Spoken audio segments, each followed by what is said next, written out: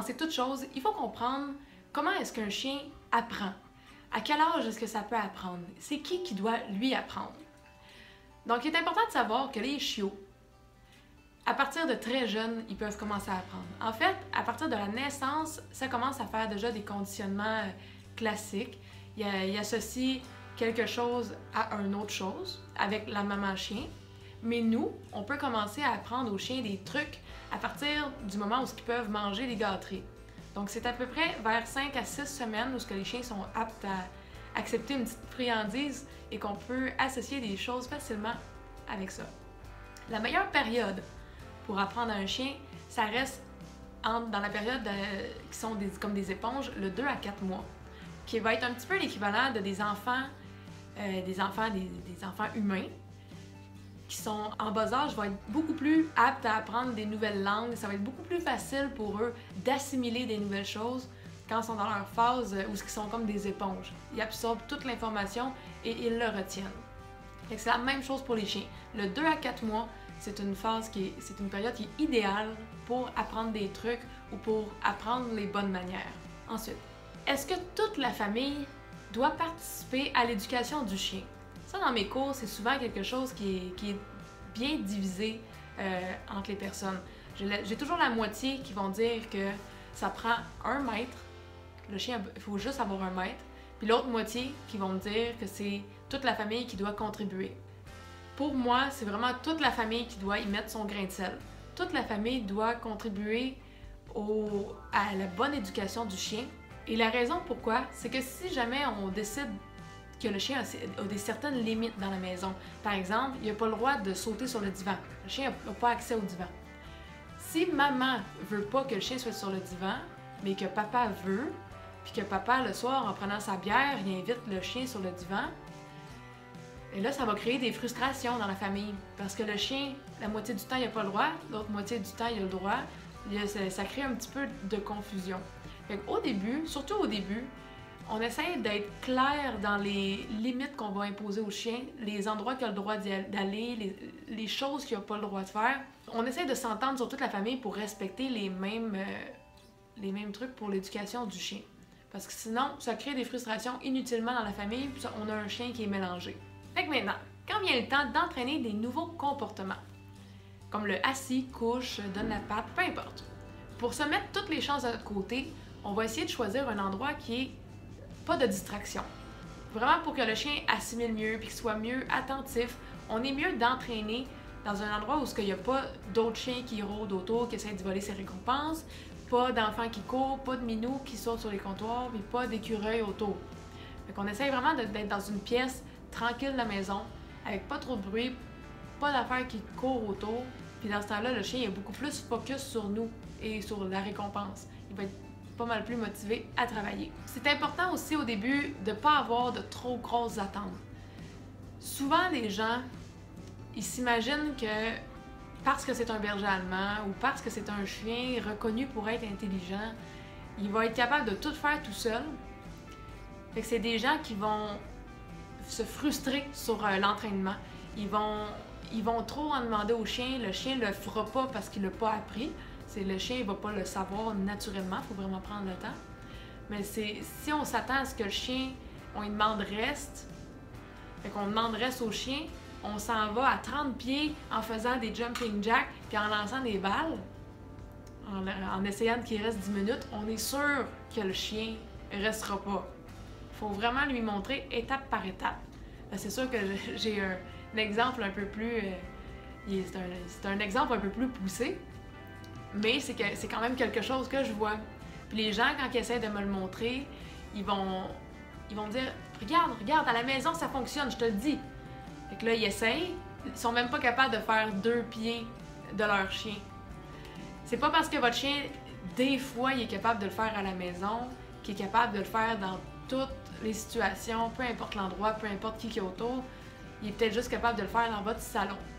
Donc, dans ce cours-là, je vais vraiment vous montrer comment entraîner des comportements avec des petites étapes, vraiment pour rendre ça facile aux chiens, pour qu'ils comprennent qu'est-ce qu'on veut faire. Puis ça va être aussi un renforcement positif pour que le chien aime le faire. On veut vraiment avoir un chien qui va avoir du plaisir à travailler avec nous. Il faut savoir aussi que il y a plusieurs bons motivateurs à utiliser. Donc, moi, je vais vraiment travailler beaucoup avec les gâteries, les récompenses à manger, parce que c'est ce qu'il y a de plus facile pour un chien. La nourriture, c'est sûr que c'est un besoin qui est primaire pour le chien. Fait que c'est... Le chien il a juste besoin d'avoir faim, puis hop, il est motivé à travailler. Fait qu'avec la nourriture, c'est rapide, c'est facile. Tous les chiens aiment ça. Si jamais on a un chien qui aime pas trop manger, que pour lui, le jeu, ça vaut plus cher dans sa tête, on peut se servir du jeu. Dans le sens que s'il fait quelque chose qu'on aime, on va le récompenser en lui lançant une balle ou en lui lançant n'importe quoi qu'il aime pour jouer. Le désavantage avec ça, c'est que quand on y va par le jeu, c'est toujours plus long. Parce que si par exemple on entraîne avec le jeu juste un assis, ça veut dire qu'à chaque fois que le chien s'assoit, on va commencer à jouer, puis on va lancer des bébelles, puis ça prend peut-être 2 minutes avant que le chien redescende d'énergie puis qu'il soit concentré à refaire son assis. Avec la nourriture, c'est il s'assoit, on lui met la bouffe dans la bouche, puis il est déjà prêt, il est déjà focus sur nous, il n'est pas dans un autre état d'énergie au loin en train de s'énerver tout seul. Fait, avec la nourriture, c'est toujours plus rapide. Aussi, il faut utiliser, c'est bien important, des minuscules biscuits. On y va pas avec des biscuits, on y va pas comme avec des milk bones ou les gros biscuits, même cassés en deux. C'est trop gros, le chien va être rempli après 3 biscuits max. Fait qu'après ça, un coup que le chien est rempli, il voudra pas travailler. On y va vraiment avec des minuscules miettes de surprise. Moi, ce que j'aime bien prendre, c'est le foie séché. Il y a des marques de foie séché, il faut les magasiner. Il y a des marques comme le Benny Bullies qui sont plus faciles à émietter. Fait que vraiment, un carré de foie séché, on peut faire 50 récompenses avec. Moi, vraiment, quand je prends une petite pincée du foie séché, j'ai des miettes, de la petite poudre, je le fais sentir au chien, il le mange, il est bien content. C'est pas obligé d'être un gros morceau, les chiens, ils regardent pas la grosseur, ils regardent juste si ça sent bon. Idéalement, avant un entraînement, on nourrit pas le chien. Si on décide d'entraîner à 11h en avant-midi, on pourrait juste décider de ne pas nourrir notre chien le matin. Fait qu'on va donner sa portion de moulée en récompense avec un entraînement.